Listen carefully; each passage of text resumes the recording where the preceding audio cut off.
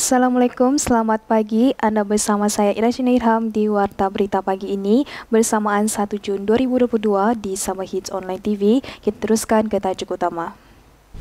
Tradisi dan budaya Sabah perlu dikekalkan, kata Haji G. Tidak memakai topik ledar seorang lelaki maut. Mangsa lemas diselamatkan oleh pegawai bomba.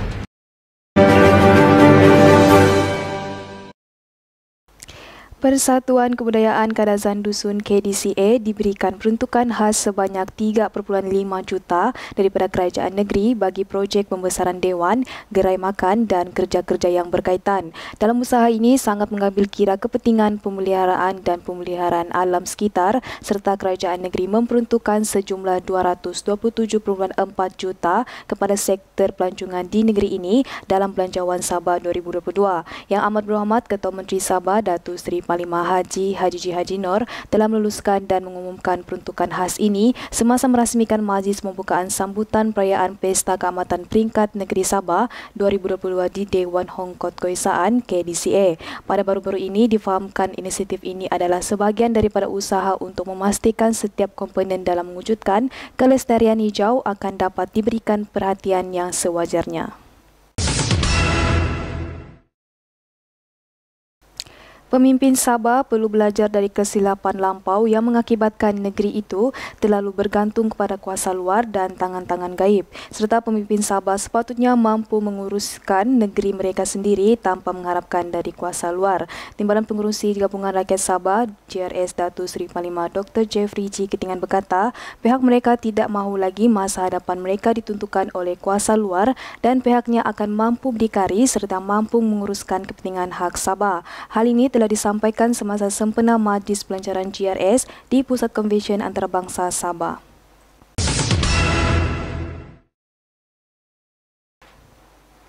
Amalan budaya yang menjadi warisan sejak turun-temurun perlu didokumentasikan agar menjadi bahan sejarah dan kekal menjadi amalan masyarakat. Apa saja amalan yang diwarisi dari nenek moyang perlu dilestarikan atau dibukukan sebagai rujukan kepada generasi pada akan datang. Menteri Pembangunan Luar Bandar Sabah, Datuk Jahid Jahim berkata, kerajaan negeri amat menyokong amalan seumpama itu yang masih mempunyai nilai sejarah yang tersendiri dan hal ini merupakan satu medium yang boleh mempertemukan dan mempersatukan masyarakat yang mempunyai kualiti dan nilai sejarahnya yang tersendiri.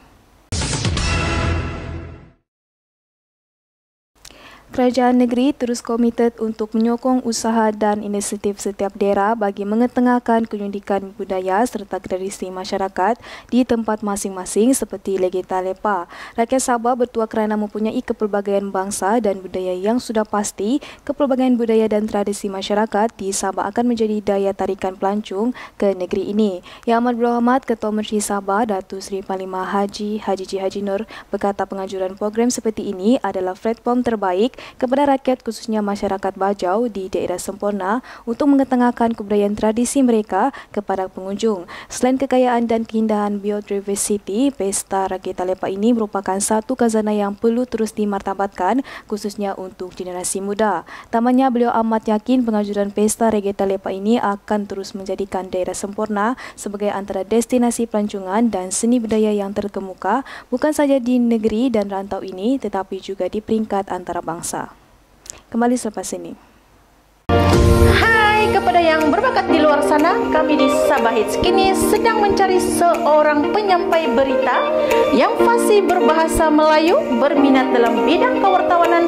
Serahkan bakat anda di Sabah Hits Online TV. Mungkin anda adalah yang kami cari.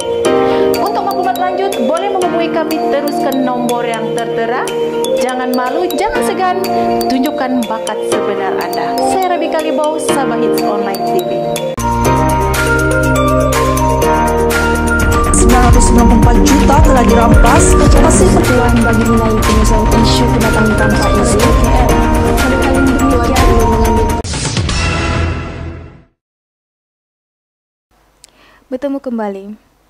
Lembaga Pembangunan Perumahan dan Bandar Sabah menyasarkan untuk membina 10,000 unit rumah kos rendah bagi memenuhi keperluan rakyat di negeri ini. Setakat ini, LPPB telah menerima lebih 30,000 permohonan untuk mendapatkan rumah kos rendah dan jumlah itu angka tinggi. Walau bagaimanapun, 10,000 unit rumah itu bukanlah disiapkan dalam jangka masa setahun atau 2 tahun. Pembinaan ini akan mengambil masa 5 atau 10 tahun bergantung kepada peruntukan yang diterima. Pengurusi LPPB Sabah Datuk Masyung Bana berkata, pihaknya menyasarkan untuk memenuhi sekurang-kurangnya 40 hingga 50% daripada jumlah permohonan yang diterima. Difahamkan 2 projek sedang berjalan pada masa ini iaitu di Merontai, Tawau dan Sok Keningau bagi membina 100 unit rumah kos rendah, manakala 2 projek yang dalam perbincangan di Kembambong, Tenem dan Sukau Kinabatangan.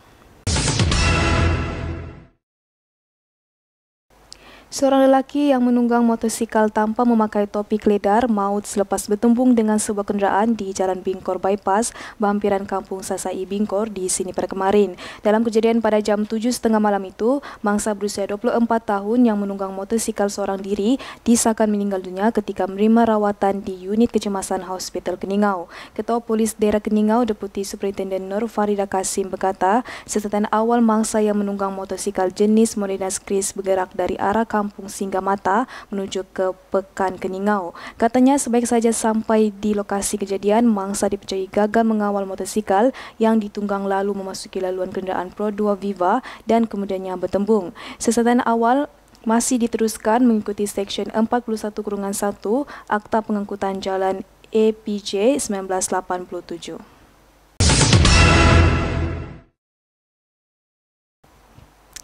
Pertandingan unduk ngadau perlu ditingkatkan daripada peringkat negeri kepada pertandingan peringkat kebangsaan kerana pertandingan itu juga dijalankan di negeri lain dan bukan sahaja hanya di Sabah, dan pertandingan unduk ngadau telah berjalan selama 60 tahun. Timbalan Ketua Menteri Sabah, Datu Seri Parlimen Dr. Jeffrey G. Kitingan berkata, sebagai sodop unduk ngadau 2022 di Persatuan Kebudayaan Kadazan Dusun, difahamkan bahawa mungkin pertandingan unduk ngadau negeri akan dipanggil pertandingan unduk ngadau peringkat kebangsaan pada tahun hadapan. Beliau turut mengucapkan ribuan terima kasih kepada Jawatan Kuasa Unduk Ngadau dan Majlis Wanita KDCA kerana mereka telah mengumpulkan semua rekod dan telah menubuhkan galeri UNK, dan diharapkan semoga galeri ini akan menjadi muzium tradisi kita pada setiap tahun. Kembali selepas ini. Hai kepada yang berbakat di luar sana, kami di Sabah Hits kini sedang mencari seorang penyampai berita yang fasih berbahasa Melayu, berminat dalam bidang kewartawanan. Serahkan bakat anda di Sabah Hits Online TV. Mungkin anda adalah yang kami cari. Untuk maklumat lanjut, boleh menghubungi kami terus ke nombor yang tertera. Jangan malu, jangan segan, tunjukkan bakat sebenar anda. Saya Rabi Kalibau, Sabah Hits Online TV. 994 juta telah dirampas, masih perkeluaran bagi menaiki penyelesaian isu kedatangan tanpa izin KL. Pada kali ini demikian mengambil. Bertemu kembali. Tindakan pantas seorang pegawai bomba berjaya menyelamatkan seorang mangsa lemas di Pantai Shah Bandar Tuaran di sini pada petang kemarin. Mangsa kemudiannya dikejarkan ke hospital menaiki ambulans untuk mendapatkan rawatan selanjutnya. Abdul Baharin bin Soh yang bertugas di Balai Bomba dan Penyelamat Tuaran berada di luar waktu pengudasan dan sedang beriadah bersama keluarga apabila kejadian itu berlaku pada jam lebih kurang 4.50 petang. Ada difahamkan beliau telah membantu menyelamatkan mangsa lemas dengan bantuan orang awam dan seterusnya membuat bantuan pernafasan perawatan asas CPR kepada mangsa tersebut, dan kemudiannya mangsa kembali bernafas selepas lebih kurang 3 hingga 5 minit lemas sebelum diselamatkan. Orang daik memacu kuda, kuda dipacu deras sekali. Buat baik berpada-pada, buat jahat jangan sekali. Sekian saja berita untuk pagi ini. Saya Irshina Irham, Sabah Hits Online TV. Assalamualaikum dan salam hormat.